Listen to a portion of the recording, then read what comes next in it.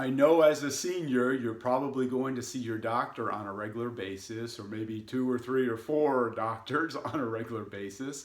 But what's the first part that you always do when you walk in, right? You sit down, they'll start checking your vital signs, the blood pressure, the heart rate, the temperature, maybe some blood work. But there's one, and I consider this a vital sign. I think it is that important. There's one that is very rarely tested, that's very rarely assessed. Maybe the most important of all, I feel. And that is your movement, your mobility, your ability to move well and consistently.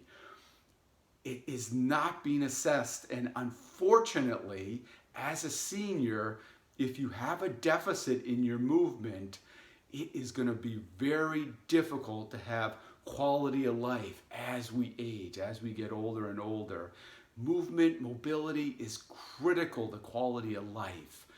So that begs the question, how can we assess? How can we take responsibility and start assessing our movement, our mobility on a consistent basis?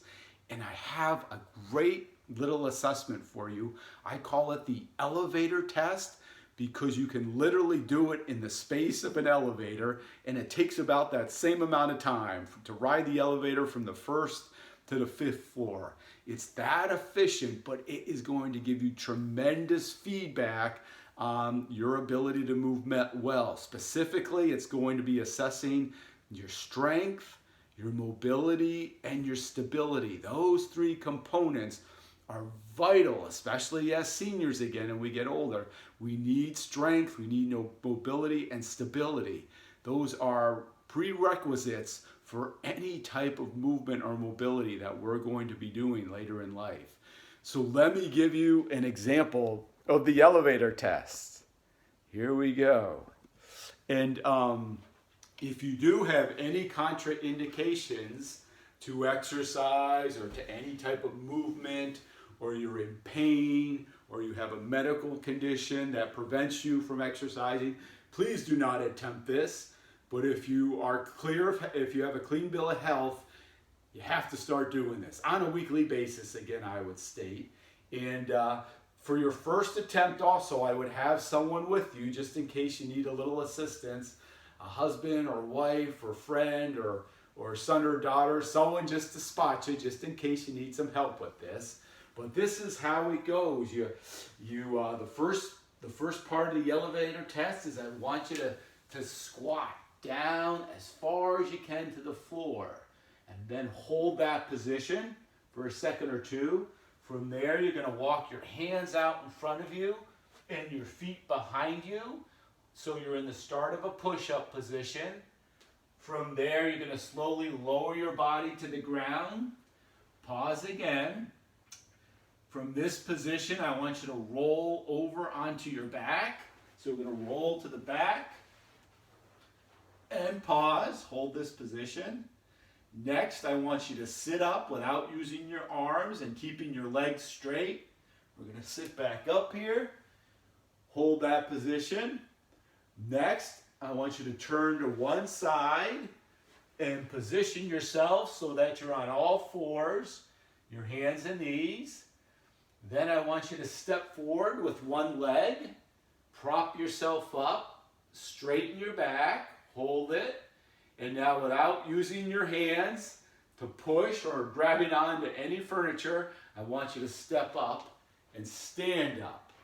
And that is it. That is the elevator test. Very efficient to do, but again, it will give you tremendous feedback on what is going on in terms of, again, some strength, some mobility, and stability.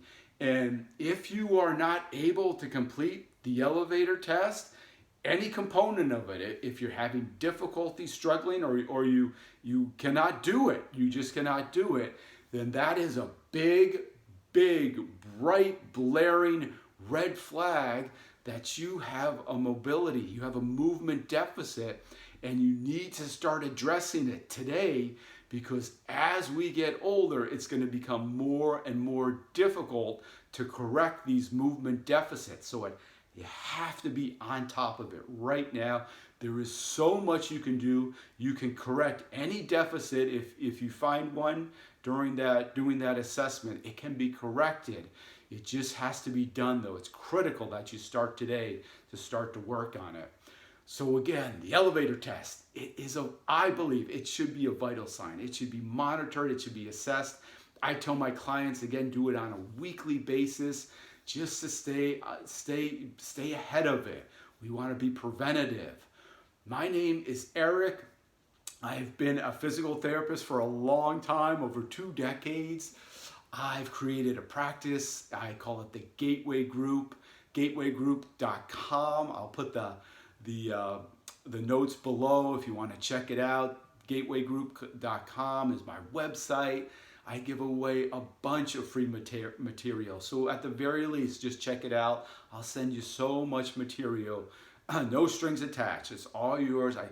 That's what my practice is about. I'm preventative. I want to help seniors increase their quality of life. I do have a program too. If you'd like to take it a step further, I'd be happy to discuss that with you. But what I want to really make the point of, I want to hammer home is, please be diligent with assessing your mobility, your movement. It is that significant for your quality of life. Thank you so much for watching, and I will be talking to you soon. Bye-bye.